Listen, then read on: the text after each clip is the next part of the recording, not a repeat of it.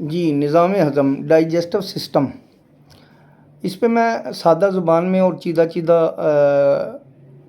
گفتگو کرنے لگا ہوں تاکہ عام فہم زبان میں ڈائجسٹو سسٹم کی سمجھ آ جائے۔ ویسے تو اس کی تفصیل بہت بڑی ہے، ایک ایک پوائنٹ پہ ایک ایک لیکچر ہو سکتا ہے، لیکن میں سمجھانے کی کوشش کرتا ہوں کہ آپ کی غذا عمل ہضم کے ساتھ کس طرح آپ کو طاقت دیتی ہے اور کس طرح سے انسانی باڈی زندگی میں چلتی ہے اور اس سے کام لیا جاتا ہے انسانی باڈی سے۔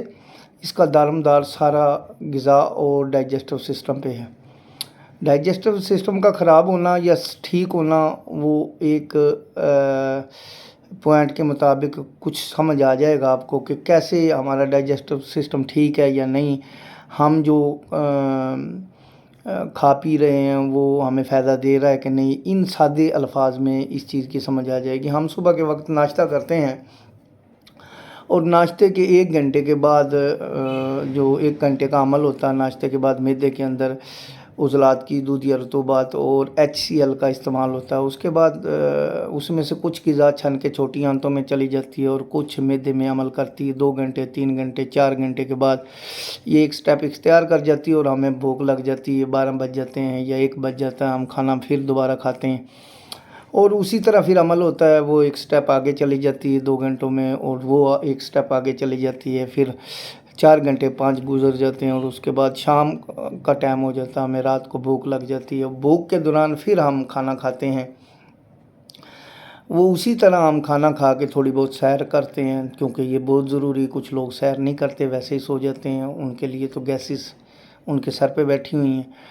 تو جب شام کا کھانا کھایا ہم نے تو کھانا کھانے کے بعد سیر وغیرہ کی، تو جو ہمارا ناشتہ تھا اس عمل سے وہ بڑی آنت میں سے کچھ بڑی آنت نے چلتے پھرتے اس میں سے پانی سک کیا اور غدود جاذبہ بڑی آنت کے پانی سک کر کے اس کا فضلہ ریکٹم بول کے اندر اس نے جمع کر دیا۔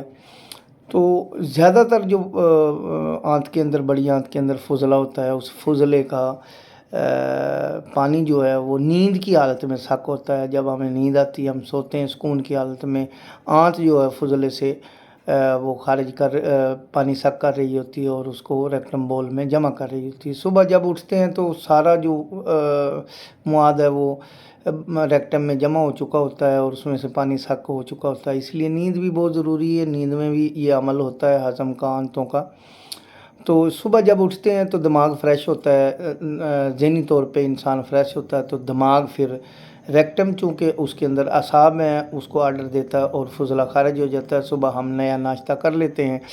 اس طرح سے ہمیں سارا دن ہم نے جو غذا کھائی تھی، دیکھنا، بولنا، چلنا پھرنا، کام کرنا، اٹھنا بیٹھنا، لڑنا جھگڑنا، گفتگو کرنا، سوچنا، اس کے پیچھے ہمیں غذا ہضم دے رہی ہوتی۔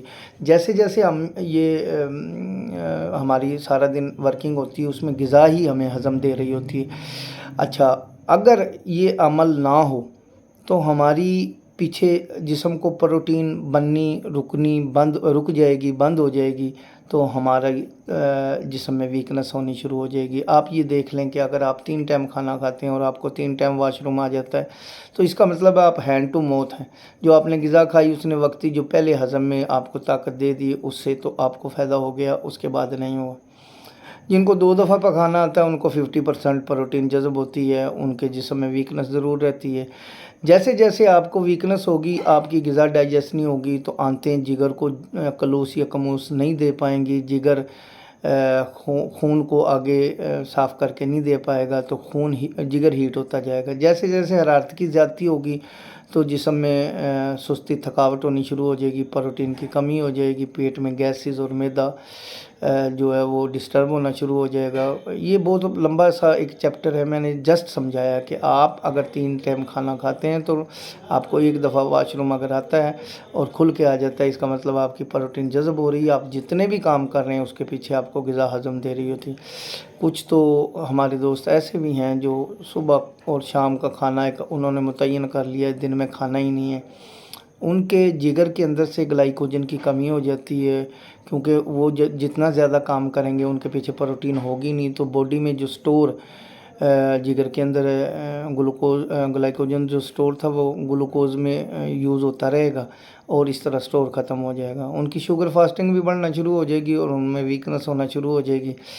تو یہ ایک آگے چل کے ہم شوگر میں اس چیز کا بیان کریں گے. یہ میں نے سمجھانے کی کوشش کی ہے ڈائجسٹو سسٹم میں تھوڑی سی چیزیں کہ تاکہ آپ کو سمجھ آ جائے انشاءاللہ.